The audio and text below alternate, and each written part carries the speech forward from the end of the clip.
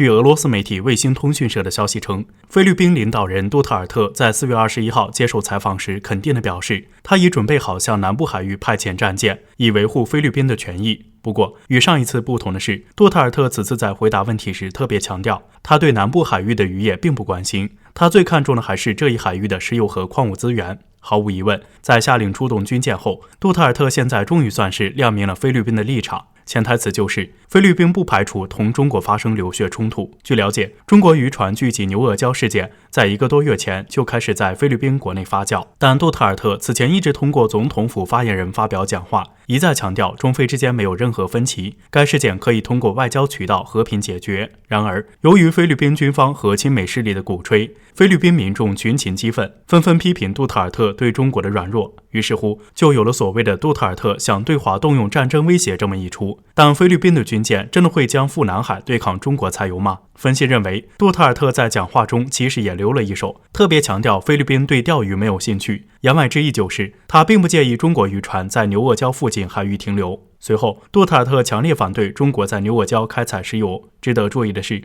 杜特尔特此前非常赞同中国在南海所提倡的搁置争议、共同开发，也就是说，菲律宾和中国早就在南海开发油气资源方面达成了共识，因此出动军舰这番话只不过是说说而已。之所以这样，无非是因为杜特尔特必须要表露出一个态度来安抚国内亲美势力的不满，因此尽管下令出动军舰，但他并不在捕鱼上做文章。这样的安排让菲律宾免于直接得罪中国。毕竟近几年中菲经贸合作规模不断扩大，合作收益远远高于美国给菲律宾带来的收益。杜特尔特更愿意在中美之间保持中立。经过一番分析后，再看杜特尔特的声明，那就是好一招以退为进。牛轭礁事件的后续发展之所以会愈演愈烈，大概率是因为美国当局对他上任后所采取的一系列政策十分不满，但为了稳定美菲关系，又不得不默许他采取行动。而在面对中国这一大金主时，态度也不能太过于亲和，这就有了此次的军舰将赴南海这一声明。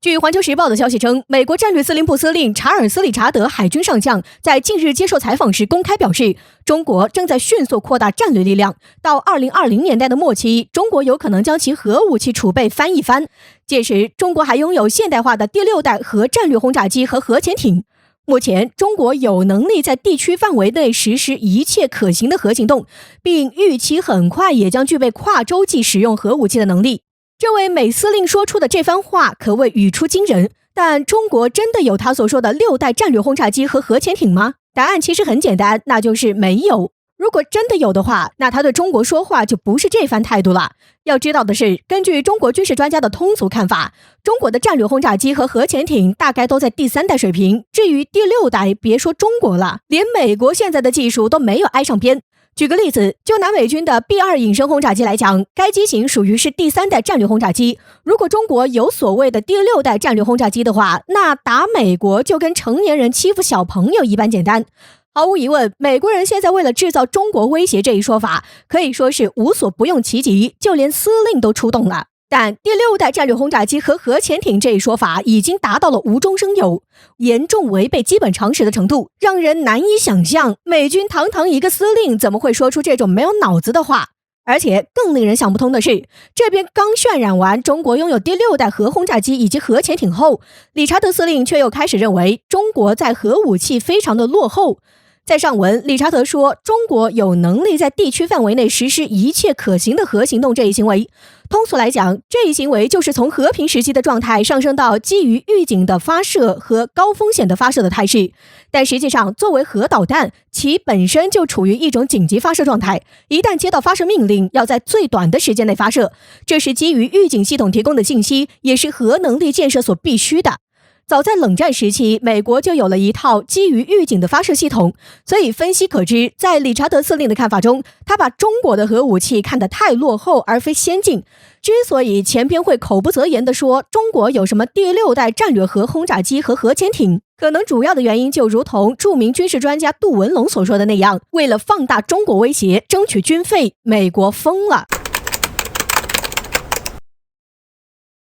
近些年来，随着杜特尔特的上台，中非合作越发密切，中国对菲律宾的投资和帮助也在不断增加，菲律宾国内经济因此得到了快速发展。但是就在杜特尔特任期的最后阶段，菲律宾国内的亲美势力似乎按耐不住。近段时间，我们可以看到菲律宾军方与美国走得越来越近，同时在南海问题上，中菲关系变得越来越紧张。据法新社近日报道称，菲律宾武装部队总司令索贝哈纳在4月22号菲律宾军方举行的记者会上对媒体表示，如果中国要在南海开采石油，那么菲律宾将采取一切手段来维护本国利益不受侵犯。届时，菲律宾可能会学习中国在南海造岛。毫无疑问，这是菲律宾军方仗着有美国的撑腰，才敢做出这种举动。而此前，菲律宾总统也曾表示要派军舰来南海干预中国开采石油，并且还对中国发起警告，声称干预过程中将可能发生流血冲突。我们都知道，杜特尔特是一个有着政特点的狼人总统，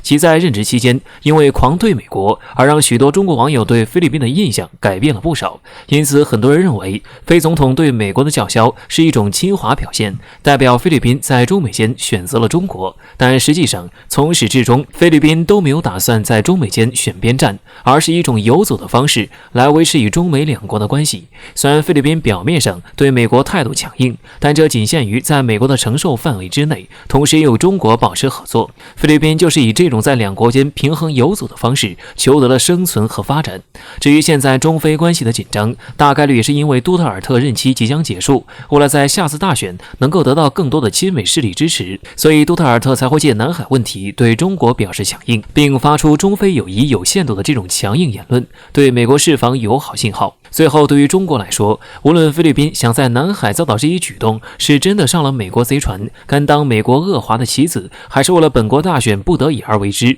一旦他们侵犯了中国利益，那必定就会遭到我国的强力反制。综合官媒在4月24日的消息，在23日当天下午3时30分左右，我国3型海上主力作战装备同时举行服役仪式。这是我国首次将一艘055舰、一艘075舰以及一艘09CA 潜艇安排在同一场服役仪式中。而在仪式中，这2舰一艇更是获得了正式更名。据了解，此次服役的是我国第3艘055驱逐舰大连舰，舷号为105，第1艘075型两栖攻击舰海南舰，舷号31，最新型战略核潜艇09CA 型长征18号，舷号421。这3艘主力作战战舰将全部服役于南海舰队。有观察人士指出，这是中国首次同时服役3艘主力作战战舰，更是中国南海舰队首次在同一天里接收3艘主力作战战舰。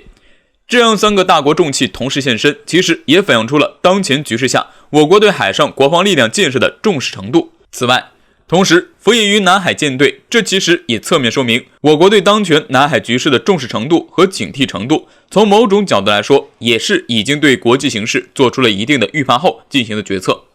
事实上，从近期的国际局势，尤其是中国亚太周边的国际局势来看，随着美国落后焦虑的情绪蔓延，美国在亚太的行为越发危险。简单的从经济上拉拢盟友抵制中国，已经不满足于美国国内的反华情绪，为此甚至想要通过军事化联盟的形式进一步加强对中国的威慑和封锁。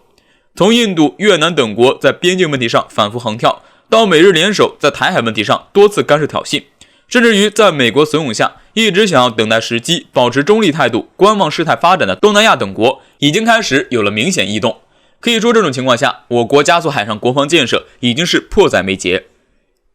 有分析人士认为，中国此次罕见的进行多个首次服役仪式，其实已经释放了3重强烈信号。其一是向台湾内部的一些魑魅魍魉警告，大陆的海军部队已经拥有登陆作战能力，且随时可以投入战斗。其二就是向东南亚等国警告，中国海军已经不再是多年前的样子，中国已经拥有了足够的实力，不会任由这些国家趁火打劫。第三则是突出在此次的最新型战略核潜艇09CA上，就是向美国暗示中国拥有全新的镇国之宝，如果美国一意孤行，那么中国有足够的能力让美国本土面临威胁。